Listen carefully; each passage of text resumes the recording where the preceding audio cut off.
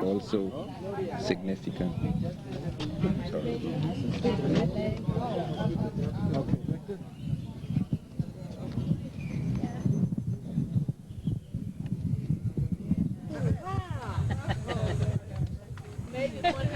Pay close attention to everything that is said tonight, and that you should prepare yourself to ask questions about the many troubling problems that beset prehistoric America. It is not really prehistoric, it is merely pre-Spanish, but anything that is pre-European is considered to be prehistoric.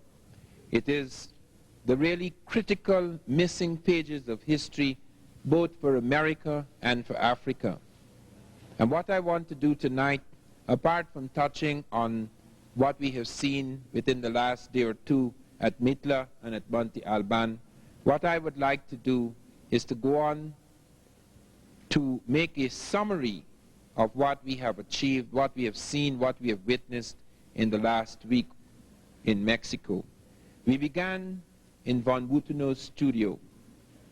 Make no mistake, there is no studio in the world where you will find such a collection of African physical types in ancient America.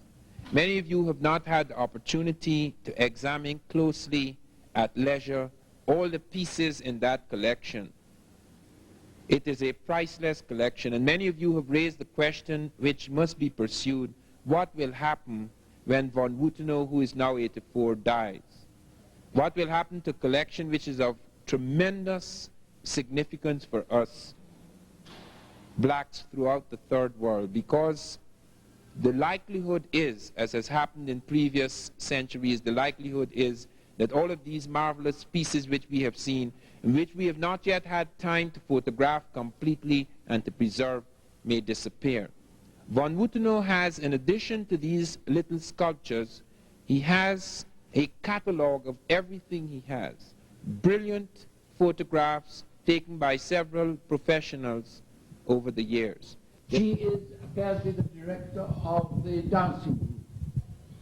And this is a man, and his features are Totonac. They are not negroid, but they paint them with chapopote, so it is a warrior who is black. That is also an atavismo, because they knew that the Olmecs were black. You're saying that the Olmec people themselves were black? No, but this one certainly was black. You see, you can't see. And here is the proof for it. It's one of the best proofs I have. This is a figure made that is between the Olmecan period and the Totonacan period, transition period. And this is an Olmec sculpture, and to be black, they covered it with tar. You see, it's a stone head, but it's covered with this tar. So not only the features and the thick lips come out primitive, but it is made black.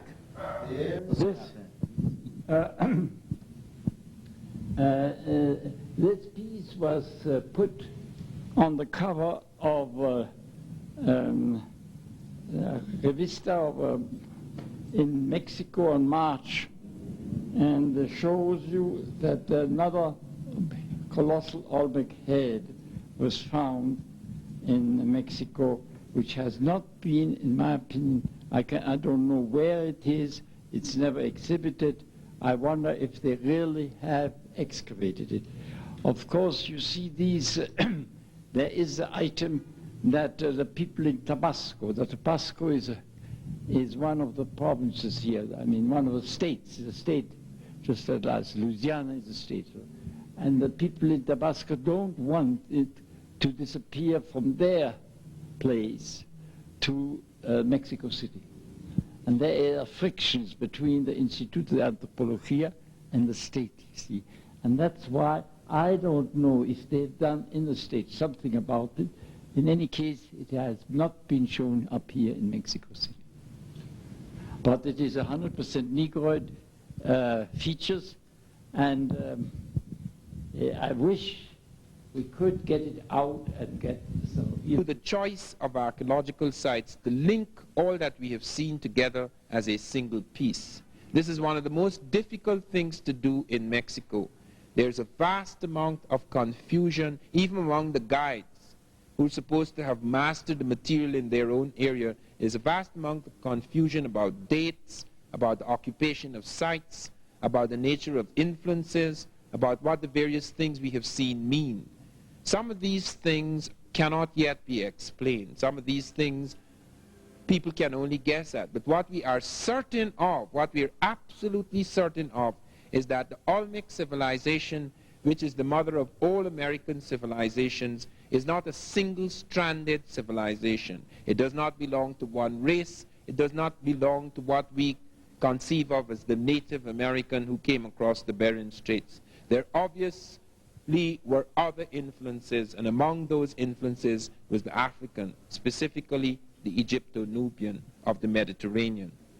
When we look in von Wuthenau's studio, we see quite a number of heads, most of them pre-classic. By pre-classic is meant periods between, say, about 1000 BC going right down to about 600 BC. This is a significant phase in Olmec civilization. There are several phases of the Olmec.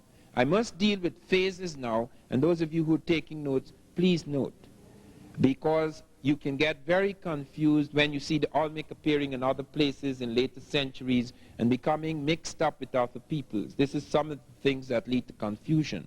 We must understand that in the capitals of the Olmec world, in the Olmec morning or the morning of that Olmec world, you have people coming into the site, occupying these sites as early as 1200 BC at La Venta, the holy capital, as early as 1500 BC at San Lorenzo. Those dates have nothing to do with the actual sculptures, the actual monuments, etc. People walk into a site and start to occupy it because they find there is land there, they can plow the fields, they can grow crops, they can eat, etc. They don't just walk in today and tomorrow they start building colossal sculptures and massive ceremonial platforms and pyramids, etc. So when people come into a site, has nothing to do with when the flowering, the high point, the climax of the civilization occurs. The Olmecs came into their sites pretty early, as early as 1500 BC at San Lorenzo, as early as 1200 BC at La Venta. You must look carefully at this map and see the diamond points. Those are the capitals. And those diamond points show you where the Olmecs first made their major settlements. Now it is as early as 1858 that Mexicans became aware of these sites. Remember that just like in Egypt, a great civilization flourished and then died. And then people forgot all about it. The pyramids lay under the sand, the Sphinx lay under the sand. Some things stood there like enigmatic witnesses of a glorious past. But many people continued to live for centuries without recovering the majesty of that civilization, without being able to go back to their roots. This is what happened in many of the great cities of the Americas. That for a long time, for centuries, a shadow fell upon this world. Something very unusual seemed to happen somewhere around AD 900. Some people put it slightly later, but something very unusual happened in America. It may have been some kind of cataclysm, it may have been an epidemic, it may have been the upheaval, some revolution in which the elite was overthrown and many of the marvelous statues and many of the marvelous platforms were abandoned. We do not know exactly what happened. It was suggested by Victor Damas at Palenque that there was an epidemic of cholera and that could account for the disappearance of people. And that may be a plausible explanation for the disappearance of some of the people from the Mayan sites. But when we come to the